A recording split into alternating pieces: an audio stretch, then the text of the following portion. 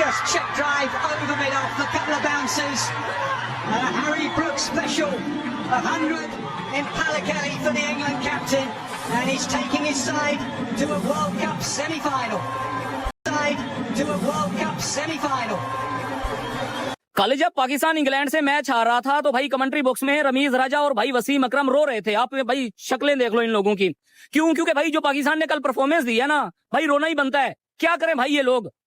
तो ये जो कमेंट्री में जब आप बैठे हुए होते हैं ना, वो आप मैच के ऊपर कमेंट्री कर रहे होते हैं और आपकी जब टीम हार रही होती है और साथ वाले की टीम जीत रही होती है, वो फीलिंग ही कुछ और होती है यार।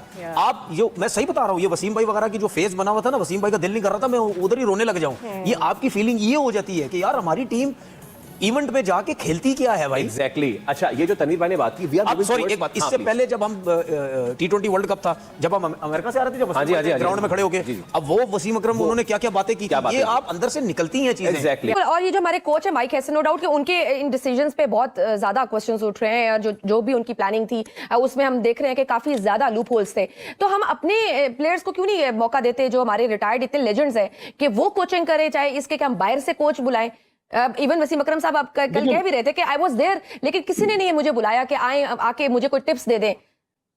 तो अगर कोई सीखना नहीं चाहता तो मैं खुद से क्यों जाऊं? वसीम अकरम ने तो ये कहा कि प्यासा कुएं के पास आता है, कुआं प्यासे के पास नहीं जाता। कितना बड़ा लेजेंड है। कमेंट्री में वसीम अकरम यहाँ पे रो रहे हैं, मिलिंद पे बैठे लगे हुए थे यार, वो कितने बड़े लेजेंड्स हैं। यहाँ पे वसीम अकरम आपका कितना बड़ा लेजेंड है, वकार यूनुस आपको कितना बड़ा लेजेंड्स है, शेख अख्तर आपको कितना बड़ा लेजेंड्स है। क्या आपकी क्रिकेट थी यार, क्या कहां थे। और ये चंद, मेरे मुंह से कोई गलत लफ्ज निकल जाएगा आए और इन्होंने सारी क्रिकेट आपकी, बिल्कुल इन्होंने क्रिकेट को तबाह बर्बाद कर दिया। पाकिस्तान की क्रिकेट अलग जनाजा निकाल दिया। तो पाकिस्तान को किसी ने, मैं पढ़ रहा था, लिखा हुआ था कि अगर न्यूजीलैंड 50 रन से इंग्लैंड से हारता है और फिर पाकिस्तान 22 रन से न्यूजीलैंड से जीतता है तो फिर कोई आउटसाइड चांस है। बट देखिए, ये अपने हाथ से जब गेम निकल जाए ना तो फिर आप कुछ कर नहीं सकते हैं। एक मिरेकल ही चाहिए पाकिस्तान को सेमीफाइनल में क्वालिफाई करने के लिए। क्या कभी सोचा है कि कोई ऐसा वर्ल्ड कप आए कि हम सुकून से नॉकआउट मरहले में जाएं, सुकून से हम सेमीफाइनल खेलें?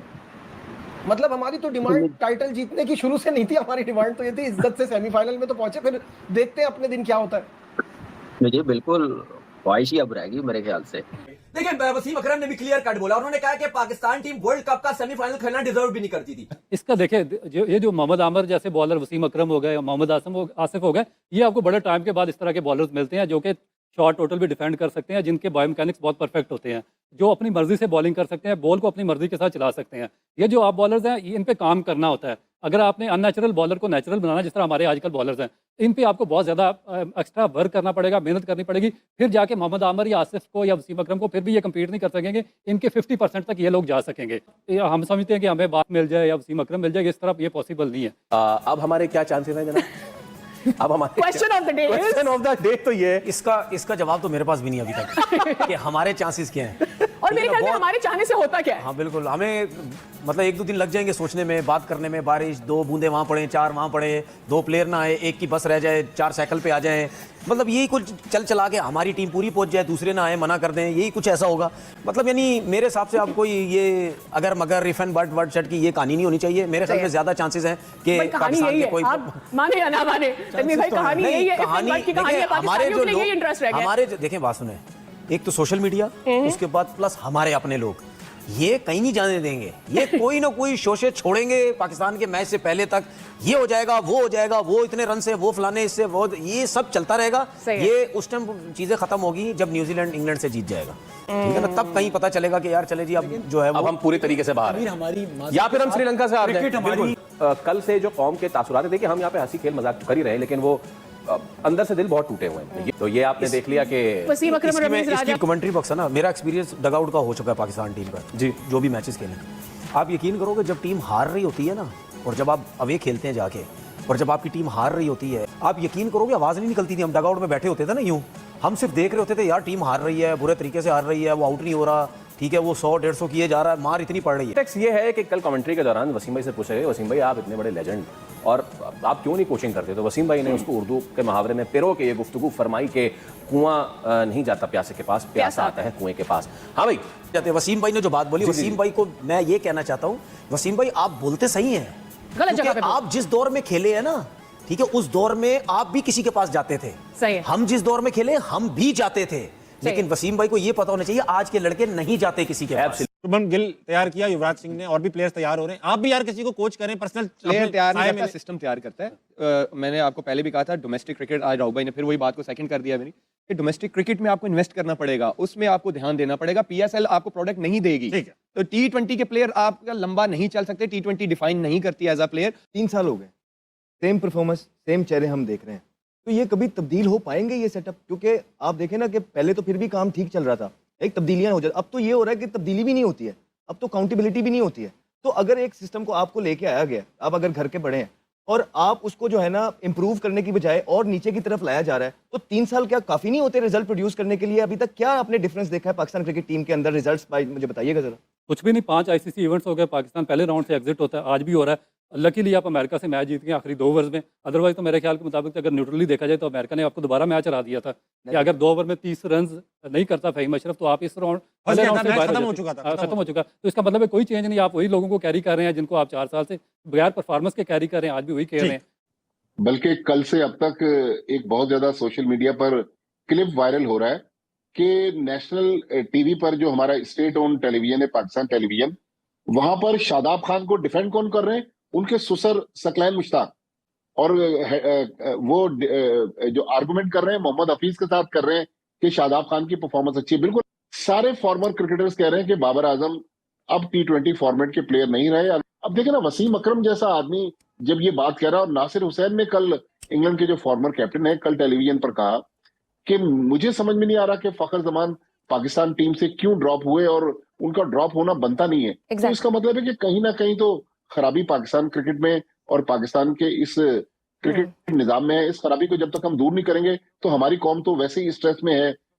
हर वक्त हम मुश्किल और बुरी खबरें हमें न्यूज चैनल्स के जरिए सुनने को मिलती हैं। तो अब क्रिकेट के मैदान से हम सोच रहे थे कि चले रमजान का महीना है, ईद से पहले लोगों को कोई अच्छी खबर मिल जाएगी। सर फिर वही हम सर सपोज अगर हम निकाल भी दें, अपनी परफॉर्मेंस पे बात करें तो हम बजाय तो इस टूर्नामेंट से हम निकल चुके हैं। अगर आज हमारी क्रिकेट को ये दिन इसलिए देखना पड़ रहे हैं कि हमारे फैसलों में कंसिस्टेंसी नहीं है। कभी हम कोचेस चेंज कर देते हैं, कभी सिलेक्शन कमेटी चेंज कर देते हैं, कभी हम देखें कप्तान भी हमने ऊपर तले चेंज किए ना, कभी बाबर आजम कप्तानी कर रहे हैं, कभी शाहिनशाह अफरीदी कर रहे हैं, फिर सलमान अली आगा कर रहे हैं।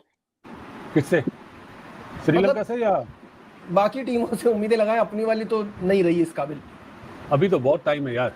अभी तो उससे पहले देखो इंग्लैंड और न्यूजीलैंड से जो मैच है ना, वो सारी तस्वीर सामने लाएगा। उसके बाद तो न्यूजीलैंड जीत गया तो कहानी खत्म ना, हमारे लिए तो चैप्टर ओवर है अगर न्यूजीलैंड जीत गया। ये तो सारी बात की बातें। अब वो मैच उससे हार जाए, इतने स्कोर से हार जाए, ये डिस्कस करें ही ना हम लोग। हम फिर जैसे इंडिया पहुंचती है, जैसे न्यूजीलैंड पहुंचती है हर आईसीसी इवेंट में नॉकआउट में, तो हम ऐसे स्मूथली पहुंचे, तो उसके लिए आपको बड़े कठिन किस्म के डिसीजन लेने पड़ेंगे। देखिए बात सुने, इंडिया का एक बुरा गेम गया है और ऑब्वियसली उनको भी अंदाजा हो गया होगा चीजों का, लेकिन इस रीजन में इंडिया के अलावा कौन सी टीम ढंग की है? ये हम रैंकिंग को कहते हैं, रैंकिंग हमारे सामने ही आ रही है, पाकिस्तान और श्रीलंका ही लग रहे हैं। नजीब आप देखो ना कि एक इंडिया, बासत भाई भी इस पे जरा जरूर बात करें, एक इंडिया की टीम 23 मैच वर्ल्ड कप के जीती कंटिन्यू, एक हारी है, 2 साल से कोई सीरीज नहीं हारी, फिर एक मैच हारे हैं वो भी अपनी गलती की वजह से। अक्षर पटेल को नहीं खिलाया, फिर वाशिंगटन सुंदर को ऊपर भेज दिया, उनकी आवाम ने, उनके मीडिया ने, उनके ना दुनिया हिला दी टीम की, प्लेयर्स की, सिस्टम की, कि आपने की क्यों ये गलती, ये क्यों की गलती? एक मैच खराब हुआ ना, एक मैच खराब हुआ तो लाले पड़े पूरी टीम को, पूरे सिस्टम को। तो यहाँ पे तो आपके सामने 7 साल से ये हो रहा काम, तो समझ नहीं आ रही, कोई पूछने वाला नहीं। हेलो दोस्तों, जैसा कि वीडियो में आप देख सकते हैं कि इंग्लैंड और पाकिस्तान के मैच में इंग्लैंड ने पाकिस्तान को बुरी तरह से हराया है, और पाकिस्तान की तरफ से जो कमेंट्री कर रहे थे उसमें वसीम खान लेजेंड, पाकिस्तान क्रिकेट के जो लेजेंड माने जाते हैं, और रमीज, ये सब जब कमेंट्री कर रहे थे और पाकिस्तान हार रहा था, और पाकिस्तान को हारते हुए देखकर ये सब इतने भावुक हो गए, जिसकी वीडियो अभी सोशल मीडिया पर बहुत वायरल हो रही है।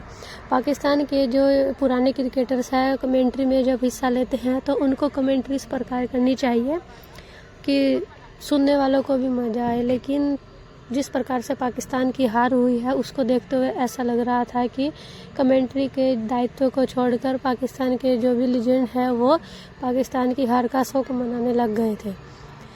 पाकिस्तान को सुपर 8 में पहुंचने पर तो एक बड़ा वो मिला था, लेकिन पाकिस्तान सेमीफाइनल में पहुंचने के लायक नहीं है, क्योंकि पाकिस्तान ने इंग्लैंड के खिलाफ मैच नहीं जीत पाए हैं और अब पाकिस्तान वेट कर रहे हैं कि कब इंग्लैंड दूसरा मैच न्यूजीलैंड से हारे और ताकि पाकिस्तान के सेमीफाइनल में जाने के चांस बन जाए।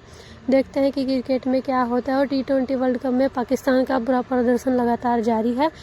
पाकिस्तान के जो भी पुराने क्रिकेटर्स थे ये और सोशल मीडिया थी वो भारत को ट्रोल कर रहे थे कि पाकिस्तान को तो भारत ने हरा दिया और साउथ अफ्रीका ने भारत को हराकर पाकिस्तान का बदला ले लिया, लेकिन पाकिस्तान वाले खुद नहीं जानते थे कि इंग्लैंड के खिलाफ उन्हें मुंह की खानी पड़ेगी। और उनके कमेंटेटर जो भी हैं उन्होंने पूरी सोशल मीडिया पर जो पाकिस्तान की बेइज्जती करवाई है, रोते रोते नजर आए हैं, उसका एक अलग ही लेवल है। क्रिकेट के लेटेस्ट